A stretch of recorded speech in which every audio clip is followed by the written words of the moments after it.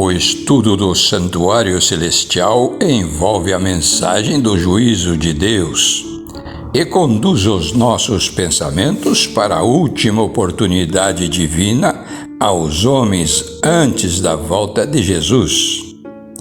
Antes do juízo propriamente dito, por um longo período, incluindo toda a Idade Média, Cristo pleiteou com seu sangue perante o Pai em favor dos pecadores, apresentando com o precioso aroma de sua justiça as orações dos crentes arrependidos.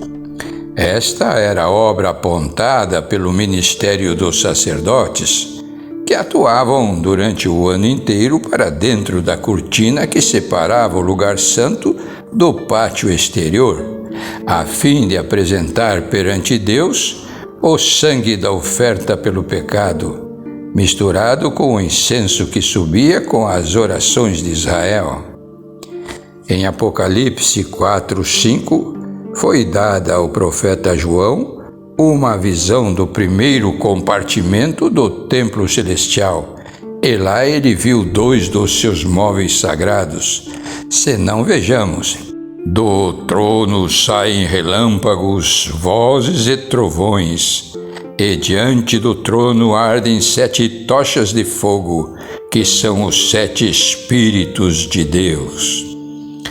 O trono de Jesus certamente foi prefigurado pela mesa dos pães da proposição, uma vez que as 7 tochas de fogo só poderiam ter sido tipificadas no santuário terrestre pelo candelabro de 7 luzes, sendo a mesa o único móvel que havia ao norte do santuário israelita, diante, portanto, do candelabro.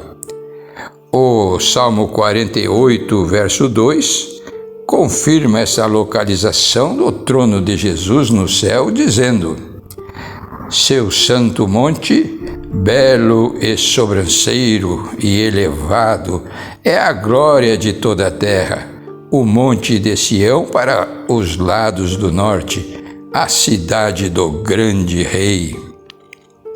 Esta é uma visão ainda futura de Jerusalém, a cidade de Deus, como a capital espiritual da terra.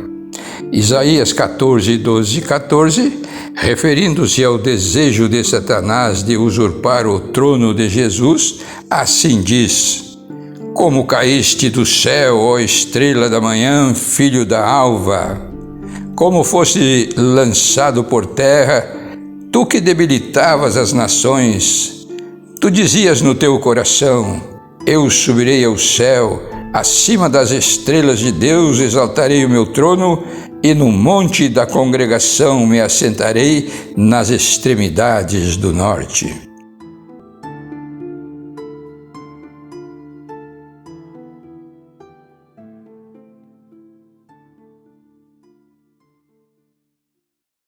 Olá, tudo bem?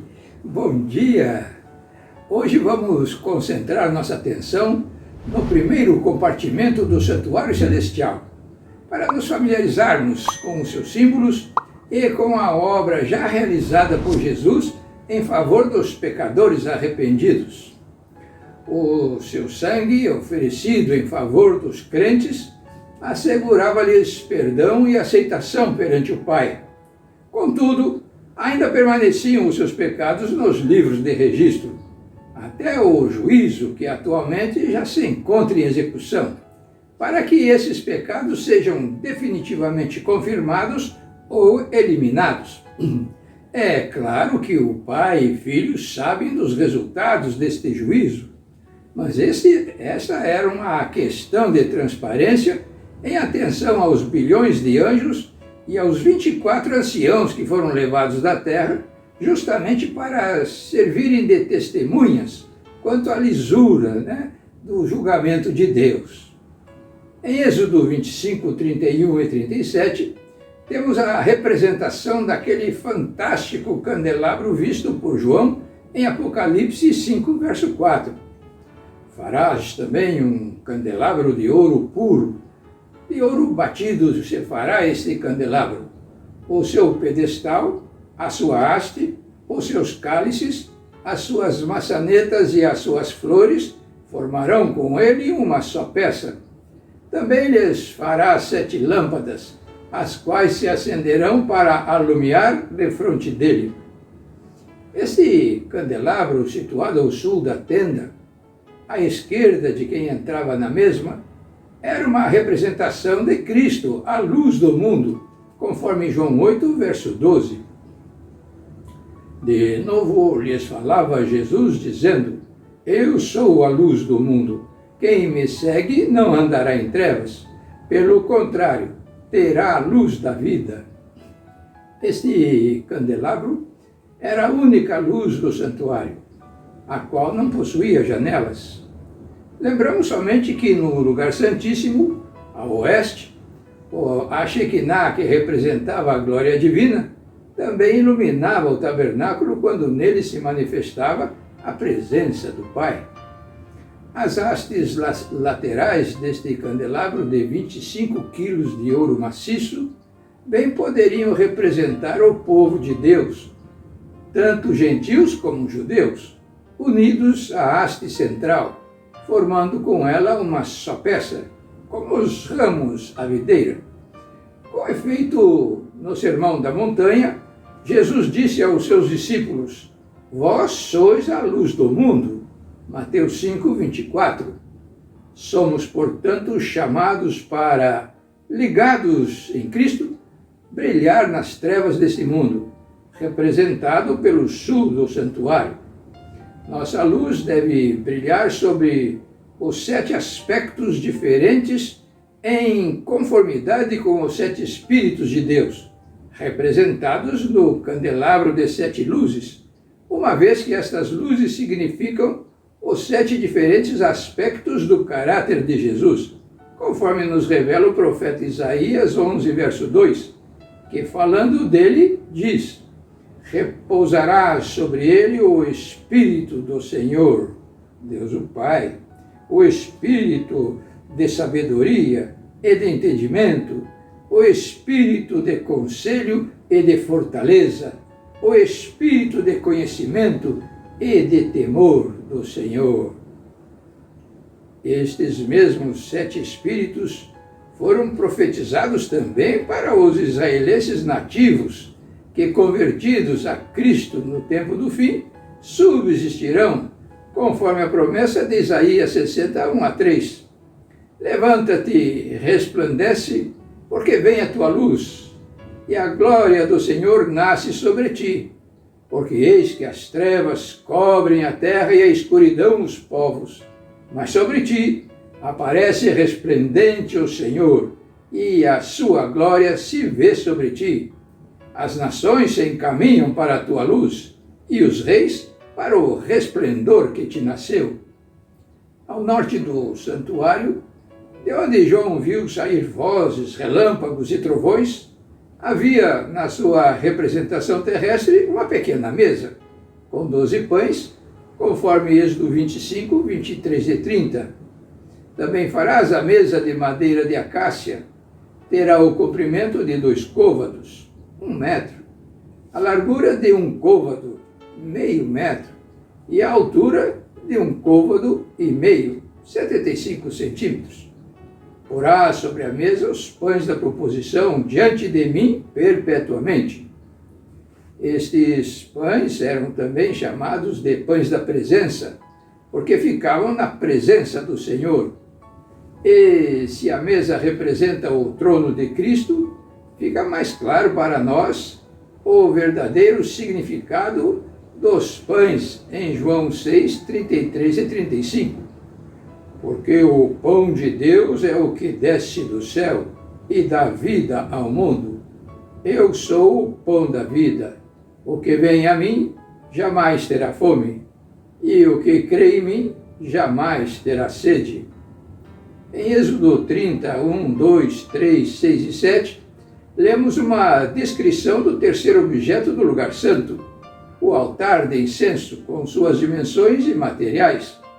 Entre outros detalhes temos: farás também um altar para queimares nele o incenso, de madeira de acácia o farás, terá um côvado de comprimento e um de largura, será quadrado, e 2 côvados de alto. Os chifres formarão uma só peça com ele. De ouro puro o cobrirás. A parte superior, as paredes ao redor e os chifres, e lhes farás uma bordadura de ouro ao redor. Porás o altar defronte do véu que está diante da arca do testemunho, diante do propiciatório que está sobre o testemunho, onde me avistarei contigo. Arão queimará sobre ele o incenso aromático. Cada manhã, quando preparar as lâmpadas, o queimará. Essas informações situam o altar de incenso no lugar santo, mas ele de fato pertencia ao lugar santíssimo, como veremos no próximo vídeo. Após essa intercessão pelos seus filhos no lugar santo do céu, até 1844, Jesus passou a interceder também no Santíssimo, quando para lá se dirigiu para realizar o juízo investigativo dos justos mortos. O altar de ouro só ficava no lugar santo do tabernáculo terrestre por questões práticas, pois que o sacerdote precisava queimar o incenso diariamente e não tinha acesso ao Santíssimo, como diz Hebreus 9, 6 e 7. Ora, depois de tudo isto assim preparado, continuamente entram no primeiro tabernáculo os sacerdotes para realizar os serviços sagrados, mas no segundo, o sumo sacerdote sozinho uma vez por ano, não sem sangue que oferece por si e pelos pecados do povo. No cerimonial levítico, subia diariamente do altar do incenso uma fragrante nuvem com as orações dos santos à presença de Deus. Este incenso representava um símbolo da intercessão de Jesus junto ao Pai, como já vimos. Isso era representado pelo fato do sacerdote misturar o incenso com sangue vertido no altar de sacrifícios, antes de oferecê-lo sobre o altar de ouro. Deus aceita a intercessão de Jesus com base no seu sangue, perdoando o nosso pecado enquanto prosseguimos em nosso processo de santificação aqui na terra, o que é ilustrado pela experiência de Isaías 6, versos 5 a 7. Então disse Isaías: ai de mim, estou perdido, porque sou homem de lábios impuros, habito no meio de um povo de impuros lábios, e os meus olhos viram o Rei, o Senhor dos Exércitos. Então um dos serafins voou para mim, trazendo na mão uma brasa viva, e tocou, e que tirou do altar com uma tenaz. Com a brasa tocou a minha boca e disse: eis que ela tocou os teus lábios, a tua iniquidade foi tirada, e perdoado o teu pecado. Esse altar no céu só podia ser o de incenso.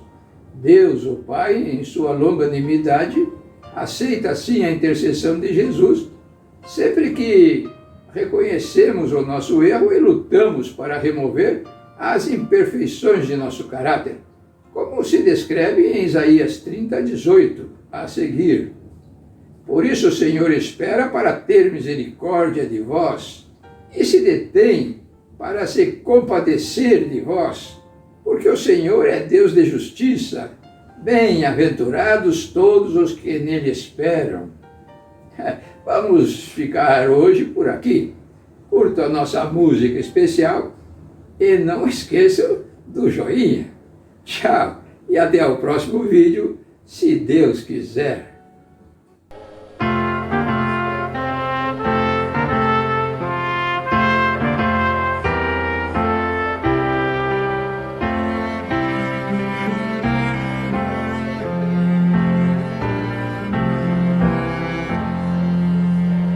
Venha Cristo, vem agora, venha, vem pecador, vem, vem confiantemente.